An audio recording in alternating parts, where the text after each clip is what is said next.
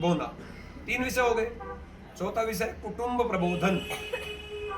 आजकल कुटुंब हम दोनों रहेंगे, हमारे 2 बच्चे हो जाएंगे, बस बहुत। बाद में उन्होंने क्या नया दे दिया कि बच्चा एक ही अच्छा, तो एक एक होने लग गए सबके। और अब ये कहने लगे नई डायलॉग कि बच्चा ना बच्ची, नींद आए अच्छी।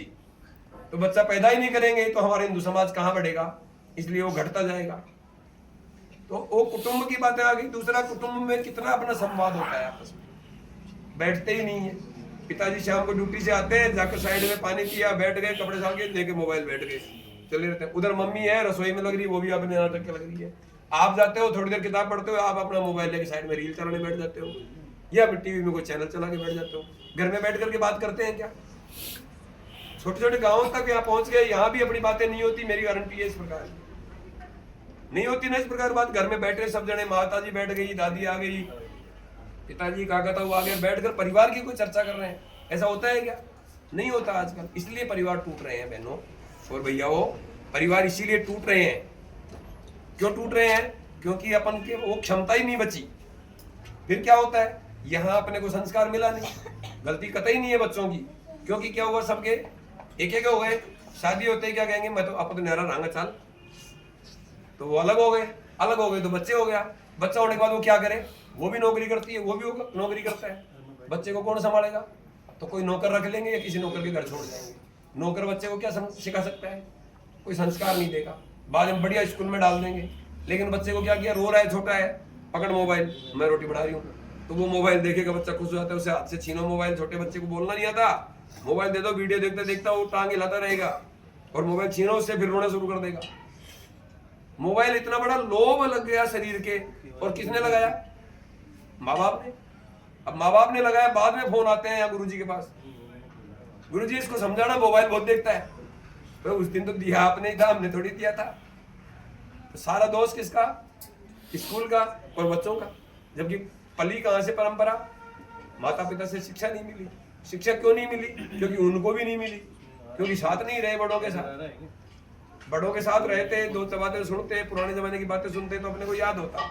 आज कितने भैया बहन बैठे हैं जो अपने दादाजी के पिताजी का नाम बता सकते हैं? दादाजी के पिताजी का, हाँ, दादाजी का नहीं, दादाजी के पिताजी का। देखो कितनी संख्या है, मुश्किल से 20 लोग हो गए, नीचे कर लो। तो कितनी स्थिति है, तीसरी पीढ़ी का नाम याद नहीं है। खुद के तो पिताजी हो गए, दूसरी पीढ़ी दादाजी हो गए, तीसरी पीढ़ी परदादा हो गए। अब परदादा की स्थिति और अभी पिताजी के जैसे बच्चों ने हाथ उठाए हैं कि दादा के पिताजी का याद है, लेकिन दादा के दादा का नाम याद है, ऐसा एक भी नहीं है बच्चा। है एक दादा के दादा का। अब वो तो आप गलत भी बताओगे तो हमें पता नहीं लगेगा, कभी घर पे आएंगे तब पता लगेगा मेरी इस बात। तो ये पता लगना चाहिए। और आपकी गलती कतई नहीं है। पिताजी को पूछोगे तो उनके दादाजी का नाम याद हो सकता है, लेकिन उनके दादाजी का उनको भी नहीं याद होगा। इसलिए ये पता करना, ये कब होगी बातें? पापा तुरंत आएंगे घर पे, आते ही वो आ रहे हैं, बैठ रहे तो आप बैठते ही इस प्रकार की बातें तो कर नहीं सकते। तो ये बातें कब होंगी? ये बातें जब होंगी आप सब लोग रिक्वेस्ट करेंगे कि घर में मोबाइल का उपयोग ना करें।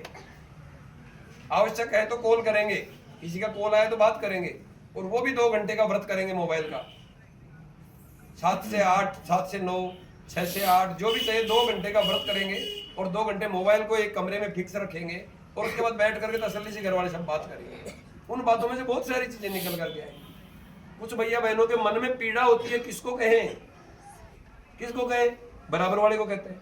बराबर वाला क्या है? वो भी बेचारा आपके जैसा ही है। वो कोई दूसरी सलाह देता है और गलत संगत में निकल जाते हैं, और फिर अपन सलाह दे, बच्चे वो गलत संगत में निकल गए, वो बच्चा ऐसे हो गया, वो बच्ची ऐसे चली गई।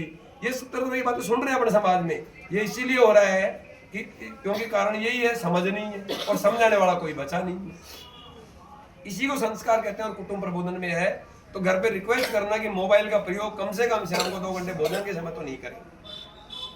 और भोजन के ऊपर जब सब लोग बैठे तो एक साथ बैठकर भोजन करें। नियमित नहीं हो पाता है। मेरे पिताजी बाहर रहते हैं, क्या पता 15 दिन में आते हैं, 20 दिन में आते हैं, मुश्किल है। लेकिन जब भी आते हैं परिवार में तो कम से कम सप्ताह में एक बार तो जब भी आते हैं तो बिना मोबाइल के एक बार 15 मिनट, 20 मिनट, 30 मिनट के लिए बैठे, ऐसा शुरुआत करें। वहां से मंगल संवाद, उसको नाम देते हैं अपन मंगल संवाद। तो वहां कोई गंदी बात तो होनी नहीं है। जब परिवार के सब लोग बैठे तो अच्छी अच्छी बातें होनी है। अच्छी बातें होंगी तो नई चीजें सीखने को मिलती है।